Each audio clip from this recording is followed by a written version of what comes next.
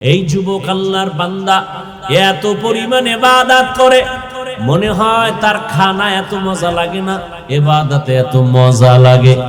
দুনিয়া সব বিমুখ হয়ে গেছে। আল্লাহ পাক রব্বুল আলামিন ওকে আল্লাহর প্রিয় খাতায় নামটা লেখায় দিবেন। কারণ যারা আল্লাহকে চায় আল্লাহ তাকে কবুল করেন, আর যারা দুনিয়া চায় আল্লাহ তাকে দুনিয়ার রাস্তায় ছেড়ে দেন। মান কানা ইউরিদুল আজিলাতা আজ্জালনা লাহু ফিহা মা নাশা লিমান নুরিদ সুম্মা জাআলনা লাহু জাহান্নাম ইয়াসলাহা মাযমুমান মাদহুরা। আল্লাহ বলেন যারা দুনিয়া আমার কাছে চায় আমি অতি দ্রুত দুনিয়া তাদের দিয়ে দেই, পরিণাম ফলে তার জন্য বানায় রাখলাম জাহান্নাম। আল্লাহর বান্দা যুবক ইবাদতের জন্য এতটা পাগল পাড়া হয়ে গেল, এখন আর খানারও চিন্তা নাই, ঘুমানোরও চিন্তা নাই, শুধু আমার মাওলার সাথে মোহাব্বত এমন ভাবে তৈরি হয়ে গেল। ও আল্লাহর বান্দারা, এই মোহাব্বতটা অন্তরে জমা হয়, জমা করেন আমার আল্লাহ। যেমন আপনারা এখানে আসছেন টাকা দিয়াও এই মানুষগুলো এই বৃষ্টির মাঝে এখানে দাঁড় করায় রাখা যাইতো না, টাকার লোভে খানার লোভেও পারা যাইতো না। এখানে টাকা নাই, পয়সা নাই, খানা নাই, এরপরও কেন এখানে দাঁড়ানো? একমাত্র আমার আল্লাহর মোহাব্বতের কারণ। আল্লাহর মোহাব্বত। আমিও মানুষ, তুমিও মানুষ, আমার আকৃতি তোমার আকৃতি এক, তুমি আমি দুনিয়াতে আসছি এক, বিদায় হব একই সিস্টেম, তোমার আমার অঙ্গ প্রত্যঙ্গ সব এক। ও আল্লাহর বান্দা, তুমিও এই দেশের হাওয়া বাতাসে চলো, আমি এই দেশের হাওয়া বাতাসে চলি। ভালোটাও তুমি বুঝো, খারাপটাও তুমি বুঝো। তুমিও তিন বেলা খাও, আমরাও তিন বেলা খাই। তুমিও রাতের বেলা ঘুমাও, আমরাও ঘুমাই। তুমিও বাজারে যাও, আমরাও বাজারে যাই, না যাই না? তুমিও দেশ বিদেশ ঘুরো, আমরাও ঘুরি। কিন্তু বাবা, তুমি যে ঘুরতে গেছো ঘোরার পাগলামিতে পড়ে গেছো। আজান কখন হইছে খবর নাই, নামাজ কখন হলো খবর নাই। আর আমি যেদিকেই যাই, যতই ঘুমাই, আমার ঘড়ি আমাকে ডাক দেয়, মুয়াজ্জিন ডাক দেয়, আসসালাতু খায়রুম মিনান নাওম। আমার কাছে তখন আর ঘুম ভালো না, আমি দৌড়াইয়া ঠান্ডার ভেতরে ওযু বানাইয়া নামাজের মুসাল্লায় দাঁড়াই। কারণ আমি সেজদা না দিলে মজা পাই না, আল্লাহকে ডাক না দিলে মজা পাই না।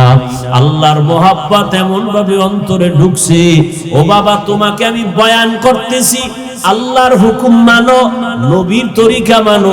তুমি তো মুসলমান, তুমি তো আল্লাহ মানো, তুমি তো নবী মানো, তুমি কোরআন মানো, হাদিস মানো। আজকে হিন্দুদের বুঝানো দরকার, মুশরিকদের বুঝানো দরকার, ইহুদি খ্রিস্টানকে বুঝানো দরকার, নবীকে, নবীরে চিনো, নবীর আদর্শ মানো।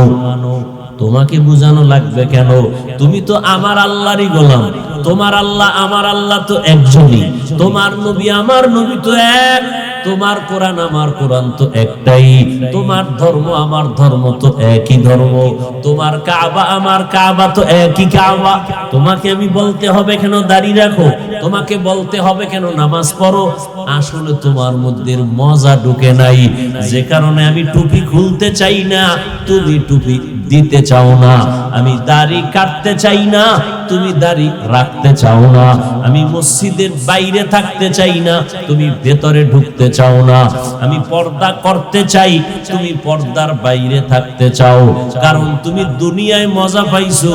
আল্লাহ পাক বলেন, সাবধান, মান কানা ইউরিদুল হায়াতাদ দুনিয়া ওয়া জিনাতাহা, যারা ইচ্ছা করে দুনিয়ার সৌন্দর্য আমার আপন হয়ে যাক, আল্লাহ তাকে দুনিয়ায় দিয়ে দেয়, তার কিন্তু পরিণামে আমল বরবাদ, এবং কিয়ামতের ময়দানে আল্লাহ তাকে গ্রেফতার করে ফেলবেন। এরে নবীর আশিক, ও আল্লাহর গোলাম, মুহাব্বত আর ভালোবাসা যার অন্তরে একবার দ্বীনের মুহাব্বত, সুন্নতের মুহাব্বত একবার প্রবেশ করবে, ওই বান্দাকে আর সুন্নত থেকে আলাদা করা যাবে না, বয়ান করা লাগবে না। এরে নবীর আশিক, এত বয়ানের পরেও কেন তুমি ইবাদত করতে চাও না? আসলে তোমার ইবাদতে মজা লাগে নাই। আমি নামাজ পড়তে মজা পাই, তুমি নামাজ না পড়লে বড় মজা লাগে। আমি দাড়ি রাখলে মজা পাই, তুমি দাড়ি না রাখলে বড় মজা পাও। কারণটা কি? মানুষ হইছো, মুসলমানের ব্যানার লাগাইছো, আখিরি নবীর উম্মতের ব্যানার লাগাইছো, কিন্তু নবীকে চিনো নাই, আল্লাহকে এখনো পর্যন্ত চিনো নাই। যে চিনছে সে আল্লাহকে ধরে ফেলেছে, যে নবীকে চিনছে সুন্নতের মালা তার গলায় লাগায় দিছে, লাগানোর পরে এমন মজবুত হয়ে গেছে মরতে রাজি, মদিনার সুন্নত ছাড়তে রাজি না। ওই যুবক আল্লাহর বান্দা ইবাদতে এত মজা পাইছে, এখন এই এলাকায় থাইকা মসজিদে গেলে ভাল লাগে না, বাইর হইলে আবার দুনিয়া, বাইর হইলে বেগানা, বের হইলে আবার গানের আওয়াজ। মনে মনে ভাবে এমন একটা জায়গা যদি পাইতাম যেখানে গান বাজনার আওয়াজ নাই, বেপর্দা বেগানার আড্ডা নাই, নির্বিঘ্নে শুধু আল্লাহকে ডাকবো। চিন্তা করে করে একটা জায়গা বাইর করছে, বাড়ির অদূরে একটা পাহাড়, ওই পাহাড়ের চূড়ায় গিয়ে আমি আল্লাহরে ডাকবো। ওখানে কোনো বেগানা যাবে না, খেয়াল করো, ওখানে কোনো গানের আওয়াজ যাবে না। ওই পাহাড়ের উঁচা, পাহাড়ের চূড়ায়, ওখানে কোনো বেগানা যাবে না, নাচ গান যাবে না, গানের আওয়াজ যাবে না। যুবক আল্লাহর বান্দা চিন্তা করে সিদ্ধান্ত নিয়ে পাহাড়ের চূড়ায় গেল। মাকে বলল, মা আমি আল্লাহর ডাকে সাড়া দিয়ে চলে গেলাম, তোমার সাথে মোলাকাত হবে কিনা জানি না, আমি আল্লাহর ইবাদতে রওনা। যুবক ওখানে চলে গেল, পাহাড়ের চূড়ায় ছোট্ট ডালপালা কেটে একটা সুন্দর একটা ভাঙ্গা ছোট ঘর উঠাইয়া ঝুপড়ি, ওখানে থাকে আল্লাহর ইবাদত। খানার চিন্তা নাই, ঘুমের চিন্তা নাই, শুধু আল্লাহর ইবাদত। আল্লাহর মহব্বতে নামাজ পড়ে, সেজদা করে, জিকির করে, তসবিহ পড়ে। কিন্তু মা এদিকে ঘরে একা। ছেলেটা কোথায় গেল, কোন পাহাড়ে খবর নাই। কিন্তু মায়ের মনে মানায় না। কিছুদিন পরে মা পাগলনির মতো হলো, ছেলেটার চেহারাও তো দেখতে পারি না, ছেলে আসেও না। ওই এমন মজা পাইছে, এখন আর আমার কথা বোধহয় ওর মনেই নাই। ওর অন্তরে ঢুকছে মা বাবার থেকে আমার আল্লাহ বড়, আমার নবী বড়। আমার আল্লাহর মোহাব্বত এমন ভাবে ঢুকছে, মায়ের খবর নাই। মা সহ্য করতে না পেরে একদিন, দুদিন, 3 দিন ভাবার পর সিদ্ধান্ত নিল, মা বুড়া বয়স অনেক হয়ে গেছে। চিন্তা ভাবনা করিয়া আমি যাব, ছেলে আসবে না, আমি একটা নজর দেখার জন্য যাব। মা সূর্য যখন একটু উপরে উঠে গেল, প্রচন্ড রোদের তাপ, ঠিক এই সময় মা বের হলো সন্তানকে দেখার জন্য। বুড়ি মহিলা একা একা হেঁটে হেঁটে পাহাড়ের নিচে গেল, উঠতে পারে না, শক্তি নাই। সন্তান ওখানে ইবাদতে নামাজে দাঁড়ানো, সন্তান, মা পাহাড়ের নিচে, সূর্যের গরম। নবীজি হাদিসে বলেন মহিলা কেমনে সন্তানের ডাকছে, সাহাবাদের নবী ইশারা দিয়া বুঝায়, সূর্যের আলো উপরে তাকাইলে সূর্যের আলো চোখে লাগে, মা হাতটাকে এভাবে রাইখা এরপরে সন্তানের ডাক দিছে, এই সন্তান, আমি তোর মা, পাহাড়ের নিচে আসছি, একটু আয়, তোকে আমাকে একটু দেখতে মনে চায়। সন্তান আওয়াজ শুনছে, কিন্তু এমন টাইমে মা ডাকছে যেই টাইমে সন্তান নামাজে দাঁড়ানো। কিতে দাঁড়ানো?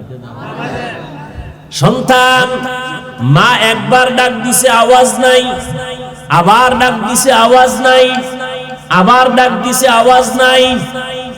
মা বলে, একটু দেখা দে, আমি কষ্ট করে আসছি, সূর্যের গরম সহ্য করা যায় না। সন্তান চিন্তা করলো, আমি এখন তো মাওলার মহব্বতে নামাজে দাঁড়ানো নফল, এখন কি আমি মায়ের ডাকে সাড়া দিব নাকি আল্লাহর মহব্বতে নামাজ ধরে রাখবো? সিদ্ধান্ত নিয়ে কয়, না, নামাজ ছাড়বো না। মা ডাকে আর না ডাক, আমি মার ডাকে সাড়া দিব না। মা দীর্ঘক্ষণ গরমে কষ্ট পাইয়া চুপচাপ আবার ঘরে চলে গেল। মনে মনে কয় রে বাবা, মনের দুঃখ বুঝাইতে পারলাম না, একটা বার যদি দেখা দিতি আমার কলিজাটা ঠান্ডা হয়ে যেত। সন্তান আল্লাহর ইবাদতে দাঁড়ানো, ওই সন্তান তো জানে না মা যখন ডাক দিবে নফল নামাজ ছাইরা মায়ের ডাকে সাড়া দাও, কারণ মা তোমার কষ্ট জানো না পায়। মা যদি কষ্ট পাইয়া বরদোয়া করিয়াই ফেলে, তোমার জীবনের ইবাদত বরবাদ হয়ে যাবে। নফল নামাজে দাঁড়ানো আছো, মা ডাক দিলে তাড়াতাড়ি মায়ের ডাকে সাড়া দাও। সন্তান ডাকে সাড়া দেয় নাই, বাড়ি চলে গেল, না আর আসবো না। কিন্তু না, বাড়ি যাইয়া আবার মনটা পাগলনির মতো হয়ে গেল। সন্তানের না দেখলে ভালো লাগে না। মা আবার চিন্তা করে সিদ্ধান্ত নিল, আমি আর একবার সন্তানের কাছে যাব। ঠিক নিয়ত করিয়া রওয়ানা, মা সন্তানকে দেখার জন্য আবার ঠিক ওই রোদের টাইমে হেঁটে হেঁটে পাহাড়ের চূড়ার নিচে গিয়া দাঁড়াইলো। পাহাড়ের পাদদেশে দাঁড়াইয়া এমন টাইমে ডাক দিছে, আগের মতো সন্তান আবার নামাজে দাঁড়ানো। মা চিৎকার দিয়া ডাক দিছে, বাবা আমি মায়ের সাথে একটু মোলাকাত কর, দেখা কর। সন্তান আজও নামাজে দাঁড়ানো, চিন্তা করে আমার আম্মুর ডাকে সাড়া দিব নাকি নামাজ ছেড়ে দিব, না নামাজ ধরে রাখবো। সিদ্ধান্ত নিয়া মায়ের ডাকে সাড়া দেয় নাই, নামাজে বসে আছে। মা আজও কষ্ট পাইয়া বিমুখ হয়ে চলে আসলেন। দুইবার হলো, মা বলে আর যাব না, কিন্তু মনেরে মানানো যায় না। শেষ মা বলে আমি আর একবার যাই, এটাই আমার শেষ। মা তৃতীয় দিন আর একবার রওনা, এবার গিয়া ডাকে শেষবার আসছি, বাবা আমাকে একটু দেখা দাও। সন্তান সাড়া দেয় না। এতদিন 2 দিন মা কষ্ট পাইছে ঠিকই, সন্তানের জন্য খারাপ কিছু বলে নাই। আজকে কষ্ট পাইয়া যাওয়ার বেলায় মা একটু কি যেন বলেই ফেললো। মা ডাক দিয়া কে, আল্লাহ ও আসমানের মালিক, আমার সন্তান আমার কষ্ট বুঝলো না, ডাকে সাড়া দিল না, তোমার কাছে আমার একটু বিচার। জিনাকারিনী বেশ্যা মহিলার চেহারা না দেখাইয়া ওরে মরণ দিও না।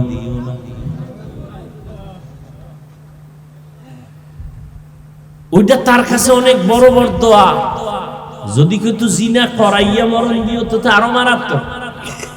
হালকা কইছে জিনাকারিনী বেশ্যা মহিলার শুধু চেহারাটা দেখাইয়া দিও, বাস এটা ওর জন্য জীবনের বড় ক্ষতির কারণ হবে। গুনাহগার বেশ্যা জিনাকারিনী মহিলার চেহারাটা ওরে দেখাইয়া মরণ দিও, তার আগে দিও না। আর আপনি আমি এই যুবক,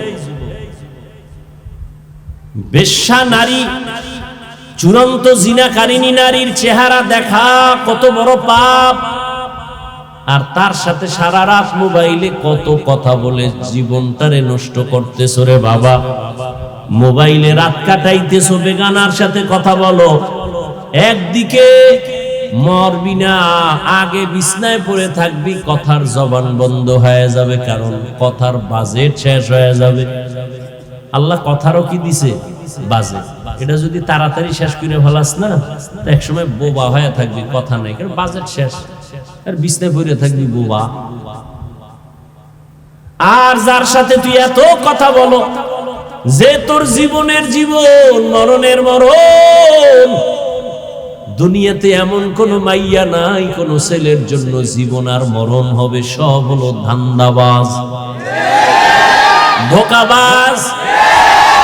ও যদি তোর সাথে কোরআন নিয়ে কসম খায়, মনে করবি এটা তোর 13 নাম্বার কসম। সাবধান, এটা তো আছে স্থায়ী জীবনে তোর আসবে কাল, কলঙ্ক নেমে আসবে, তোর মায়ের জীবনটা নষ্ট হবে, তোর মা বাবার সম্মানের জবাই হয়ে যাবে, কারণে তুই এমন কুলাঙ্গার সন্তান যে তোর চরিত্রের কারণে মা বাবা সমাজে মুখ দেখাইতে পারে না। তুই বেঁচে থাকার থেকে মরাটাই ভালো। নিজের জীবনটাও শেষ, তুই জীবনে না পাবি কোথাও মাথা উঁচু করে দাঁড়াতে, তোর লেখাপড়াও হলো না জীবনে, ওই মেয়েদের পাল্লায় পড়ে তোর চরিত্র শেষ, লেখাপড়া শেষ, জীবনও শেষ, যৌবনও শেষ হয়ে যাবে। এক সময় কান্না করবি, আপন কান্না পানির মুসা, কেন লোক তোর কাছে ভাবি না। মা আসবে না, বাবা আসবে না, মনে কষ্ট, অভিশাপ দিবে, তুই মরে যা। মা বরদোয়া দিছে, জেনাকারিনী মহিলার চেহারা না দেখাইয়া মারবা না। মা চলে গেল। এবার আল্লাহর কাছে ওই মায়ের বরদোয়া কবুল হয়ে গেছে। সাথে সাথে এক এলাকার ভিতরে নাম হয়ে গেছে ওই বান্দার। মানুষেরা বলা বলি করে, আমগো এলাকায় বড় এক বুজুর্গ। কয় কত বড় বুজুর্গ? কয় যার কলঙ্কের কোনো দাগ নাই, 24টা ঘন্টা আল্লাহর ইবাদত করে। কয় পাহাড়ের চূড়ায়। ওই এলাকায় ছিল এক বেশ্যা নারী, জেনাকারিনী মহিলা, সুন্দরী রমণী। সে কয় তোমার যেই প্রশংসা করলা, যেই আবেদ বান্দা যুবক এত ইবাদত করে, কয় আমি ওর ইবাদত ছুড়াইয়া দেব। কয় তুমি কেন? তোমার 10টা নিল, ওর জীবন যাবে, আল্লাহ ছাড়া কাউকে অ্যাকসেপ্ট করবে না।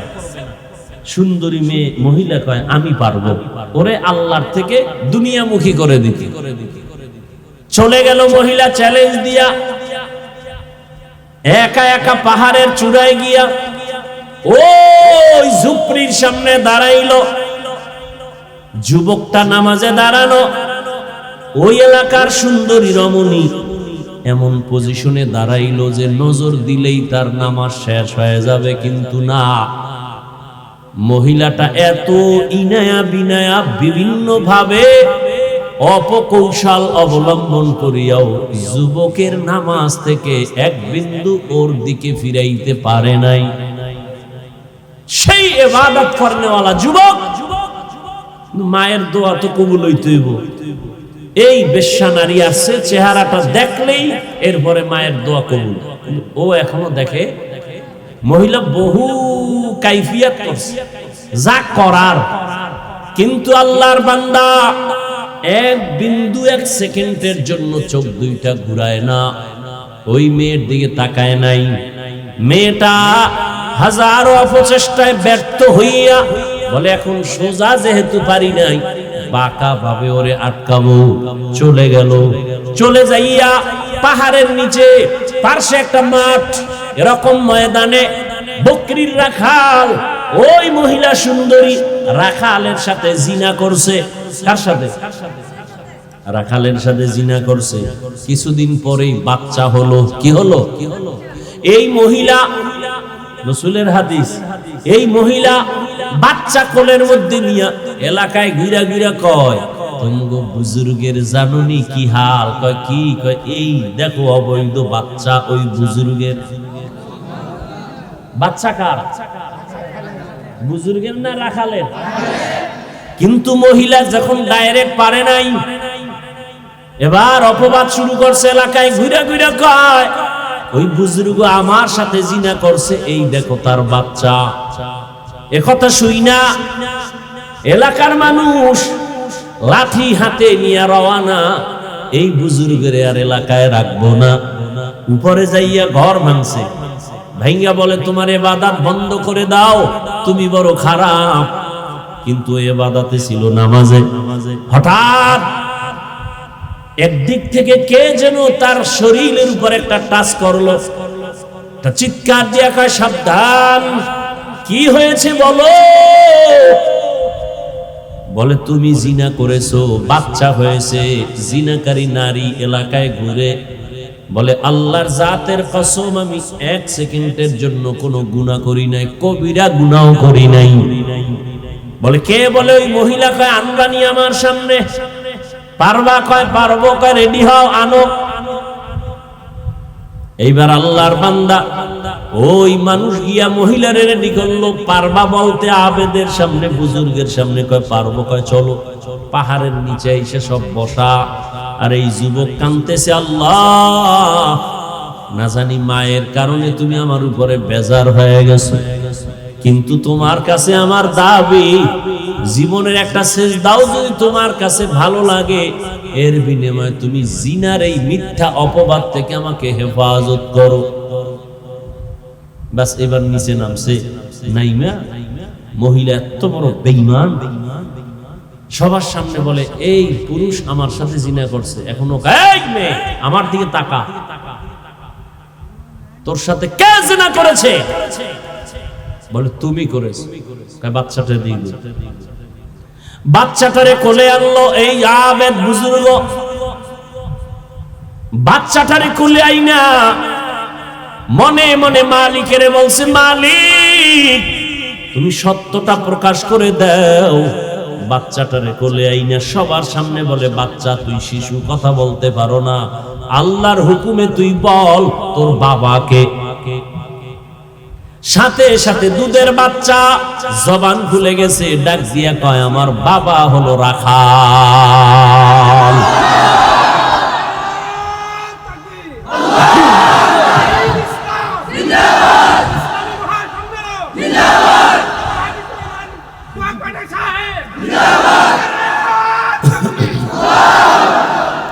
বুঝছেন ঘটনা থেকে কিছু?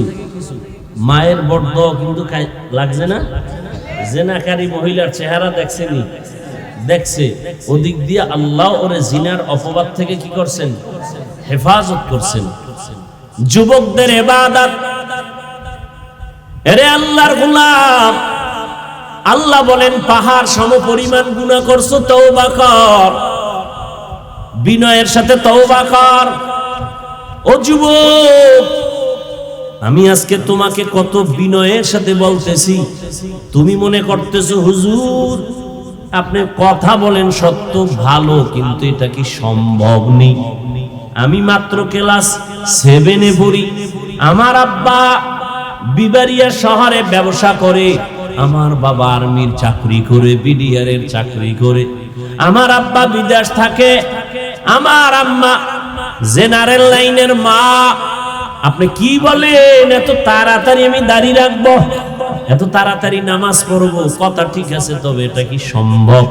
ও বাবারা একটু খেয়াল করো, তোমার মতোই তো কত যুবক স্কুল কলেজে পড়ে 5 বেলার নামাজ পড়ে আসেনি। তুমি কেন পারবা না? তোমার মতো যুবক গতকাল প্রায় যুবক মাঝে মাঝে আইসা কান্না করে, হুজুর আমি আর জীবনে দাড়ি কাটবো না, আমার মাথায় হাত দিয়া দোয়া করেন, আমি আর জীবনে নামাজ ছাড়বো না। একটা যুবক পাগলের মতো কান্না করে আসলো, হুজুর আমাকে একটু মাথা ধরে দোয়া করে দেন, আমার মতো খারাপ মানুষ এই জমিনে আর একটাও নাই, আমি তওবা করতে চাই, আর জীবনে কোনো গুনাহ করব না। ও যুবক বাবা, মানুষের মনে কিছু শখ থাকে, আশা থাকে, আমি সিনেমায় যাব, আমি পার্কে যাব, আমি আড্ডা দিব, এই যে কিছু কিছু শখ, এগুলো তো টুকটাক করছো, করো নাই? পার্কে গেছো, এবার ফিরে যা, আশা তো ভুলে লইছে, আর কত? মইরা গেলে আর কেমনে যাবি? ছাত্র জনতার আন্দোলনে কত যুবকের প্রাণ চলে গেল, তুইও তো যাইতে পারতি। ঘুমের ঘরে কত মানুষ মরে যায়, তুমিও তো মরে যেতে পারো। সিনেমা হলে যাওয়ার আশা, গেছো তো, এখন ফিরে যাও, তওবা করো। বন্ধু বান্ধব নিয়ে আড্ডা দিছো, এখন ফিরে যাও। মা বাবার সেবা কর, জীবনটারে কাজে লাগা, ফুলের মতো জীবনটারে নষ্ট করিস না, ফুলের জীবনটাকে নষ্ট করিস না। তোর লেখাপড়ার টাইম ব্যয় কর, ঠিক মতো লেখাপড়া কর, মা বাবার খেদমত করে দোয়া নে, শিক্ষকের সাথে ভালো আচরণ করে দোয়া নাও। আজান হয়েছে, নামাজে দাঁড়াও, জিহ্বা দিয়া কাউকে গালি দিবা না, আঙ্গুল দিয়া কারো বিরুদ্ধে লেখবা না, জবান দিয়া কারো বিরুদ্ধে কিছু বলবা না। আলেম ওলামা পাইলে দোয়া নাও, নবীর তরিকা মেনে চলো। মনেরে নিজেরে বুঝাও, রে মন আমার মতোই তো যুবক, স্কুল কলেজে পড়িয়া যদি নামাজ পড়ে আমি কেন পারি না? আমার মতো যুবক যদি চাকরি করে, ব্যবসা করে, রাস্তায় গাড়ি চালায়, নামাজ পড়ে, আমি কেন পারি না? আল্লাহ তুমি আমারে কবুল করো নাও, আমি আজকে থেকে আর দাড়ি কাটবো না, নামাজ ছাড়বো না, বেপরদায় চলবো না, আর মা বাবারে কষ্ট দিব না, নবীর তরিকার বাহিরে চলবো না, উলামায়ে কেরামের পরামর্শ নিয়ে চলবো। সবার কপালে তওবা নসিব হবে না, সবাই তওবার দরজায় ফিরে আসবে না। আবু জাহাল নবীজির 13 বছর দেখলো, বয়ান শুনলো, কালেমা নসিব হলো না। আর ওমরের মতো বান্দা 27 বছর বয়সে তরবারি নিয়ে যায়, মদিনার নবীর কল্লা ফালাবে মক্কা নগরীতে। ওমরের কত শক্তি, 27 বছরের যুবক যাইয়া হঠাৎ মাথা নরম হয়ে গেছে, দিল নরম হয়ে গেছে। নবীরে গিয়া কয়, নবী আমারে মাফ করে দেন, আর ছিলাম আপনার মাথা কাটতে, আপনি আমার কল্লা ফালান, তবে আগে আমারে জান্নাতি বানায় দেন, কালেমা পড়ায় দেন। সেই 27 বছরের যুবক ওমর আল্লাহর নবীর হাতে কালেমা পড়িয়া তো দামি হয়ে গেল। এখন ওমর যেই পথে হাঁটে, ওই পথে কোনো শয়তানও হাঁটে না। এ যুবক, মোবাইল তো চালাবি, জিব্রাইলও যদি আসে, চালাইস না, কালকে ঠাডা ভরবে তোর মাথায়, এরপরও তুই ফিরবি না, যে ঠাডা পড়ুক মোবাইল অবস্থায়। যেহেতু ফিরবি না, দেখবি, তাহলে আমার কিছু দাবি। 1 নাম্বার, মোবাইলে মাঝে মাঝে কোরআন তেলাওয়াত শুনিস। তুই সারা রাত আকাম করার পর যখন তুই ঘুমাবি, মক্কা মদিনার ইমামের তেলাওয়াত চালু কইরা তুই ঘুমা। শুনতে শুনতে ঘুমায় পর মাঝে মাঝে গুগলের মধ্যে বড় বড় মনীষীদের ইতিহাস, সালাউদ্দিন আইয়ুবীর জীবনী পড়। বলার আমার সময় নাই, কেমন যুবক সালাউদ্দিন আইয়ুবী, গুগলে সার্চ দিয়া কালকে পড়। কেমন যুবক খাজা মাইনুদ্দিন চিশতি, ইতিহাস পড়। যুবকদের জীবনকে পরিবর্তন করে দিবে এই ঘটনা। এরে আল্লাহর বান্দা, কয়দিন আর হায়াতের বাহাদুরি, কয়দিন আর সৌন্দর্যের বাহাদুরি, কয়দিন আর যৌবনের বাহাদুরি। ওরে আমিও যদি তোর মতো প্যান্ট শার্টটাই লাগাইয়া রাস্তাঘাটে মাস্তানি করতাম, কেউ আমারে বাধা দিত না। আমি গান গাইতাম কণ্ঠ বাজায় একতারা হারমোনিয়াম নিয়া, কেউ বাধা দিত না। ও আল্লাহর বান্দাই পথটা বড় কঠিন। টুপির কারণে, দাড়ির কারণে কত মানুষ গালি দেয়, কত বাজে কথা কয়। সরকার থেকে শুরু করে, মুসলমান থেকে শুরু করে সব বিধর্মীরা আমাদেরকে চায় আমরা তাড়াতাড়ি মরে যাই, বয়ান বন্ধ হয়ে যাক, মাদ্রাসা বন্ধ হয়ে যাক। কিন্তু আল্লাহর শুকর, দুশ্মন নিপাত হয়ে যায়, আল্লাহর কোরআন ওয়ালাদের কোনো ক্ষতি করতে পারে না। অতএব তৈরি হয়ে যাও, আজকে থেকে আল্লাহকে বলো, আল্লাহ বৃষ্টির পানি দিয়া যেমন জমিনের ময়লা সাফ হয়ে গেল, আমি তোমার রহমতের বৃষ্টি দিয়া আমার গুনাহ থেকে আমি সাফ হতে চাই। আজকে থেকে নামাজ ছাড়বো না, বেপরদায় চলবো না, মা বাবার সাথে বেয়াদবি করবা না, মোবাইলে সময় নষ্ট করবা না, জিহ্বা দিয়া গালি দিবা না, মিথ্যা বলবা না, কারণ আমি গীবত করবা না, শিক্ষকদের সাথে কখনো বেয়াদবিমূলক আচরণ করবা না, উলামায়ে কেরামের পরামর্শ নিয়া, মা বাবার দোয়া নিয়া, নবীজির তরিকা মেনে 5 বেলার নামাজ পড়ে চলবা। কারা কারা? দুটো হাত আল্লাহকে দেখাও। আয় আল্লাহ, প্রচন্ড বৃষ্টি, কাদা পানির মধ্যে আপনার গোলামরা দাঁড়ায় আছে, তওবা করতেছে, আর আপনাকে ভুলবে না, নবীর তরিকা ছাড়বে না। মেহেরবানি করে আমাদেরকে আপনি কবুল করে নেন, আমিন। আলহামদুলিল্লাহি রাব্বিল আলামিন, والصلاة والسلام على سيد الأنبياء والمرسلين وعلى آله وأصحابه أجمعين.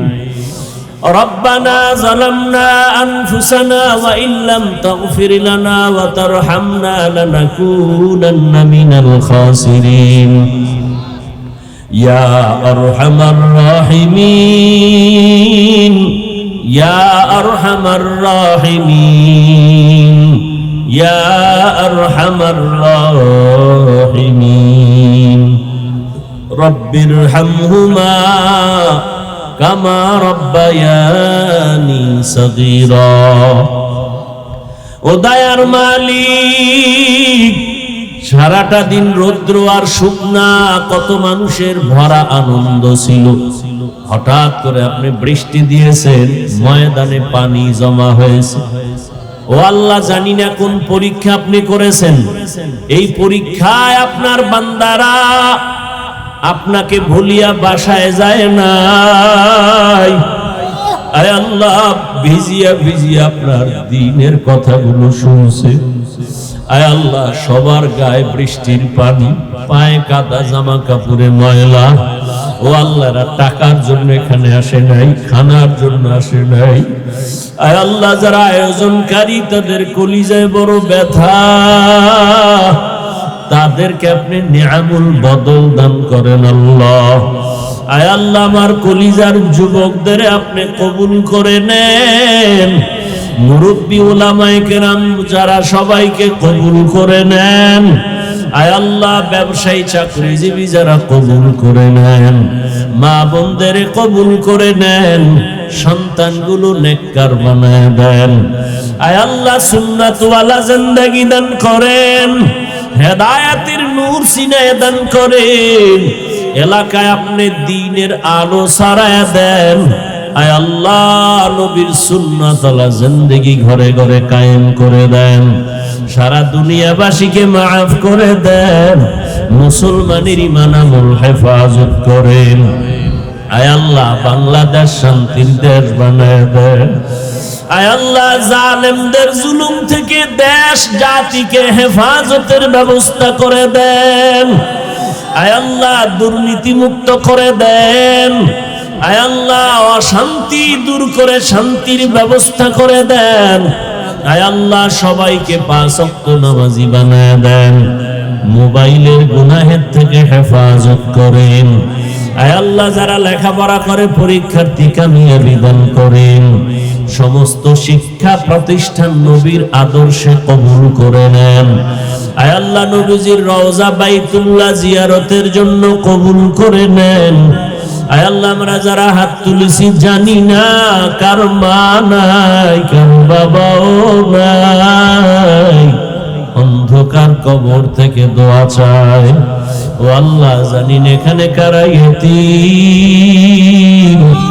বাবা বলে ডাকতে পারে না, মা হারা আশায়। মেহেরবানি করে কবর জান্নাত বানায় দেন। যারা বেঁচে আছেন হায়াত বাড়ায় দেন। অসুস্থ যারা, সুস্থতার নিয়ামত বাড়ায় দেন। আয় আল্লাহ, আমাদের হায়াতে বরকত দান করেন, রিজিকে বরকত দান করেন। আয় আল্লাহ, সর্বাবস্থায় সর্বত্র ইজ্জতের হেফাজতের ব্যবস্থা করে দেন। আয় আল্লাহ, সর্বোচ্চ ইজ্জতওয়ালা জিন্দেগি দান করেন। আয় আল্লাহ, মুখালিফের মুওয়াফিক বানায় দেন। জাহিরি বাতিনি দুশমন থেকে হেফাজত করেন। বাতিলের মোকাবেলায় বিজয় করে দেন। আয় আল্লাহ, আপনি সবার সিনায় হেদায়েতের বাতি জ্বালায় দেন। ও আল্লাহ, কাউকে খালি ফিরাইয়া দিয়েন না। দ্বীনের মোহাব্বত, সুন্নতের মোহাব্বত অন্তরে বাড়ায় দেন। আয় আল্লাহ, আপনার ইবাদতের মজা আমাদেরকে দান করেন। গুনাহের প্রতি ঘৃণা জমায়া দেন। আয় আল্লাহ, নামাজ কাজা হওয়া থেকে হেফাজত করেন। আয় আল্লাহ, বেশি বেশি নেক আমল করার ইখলাসের সাথে তৌফিক দান করেন।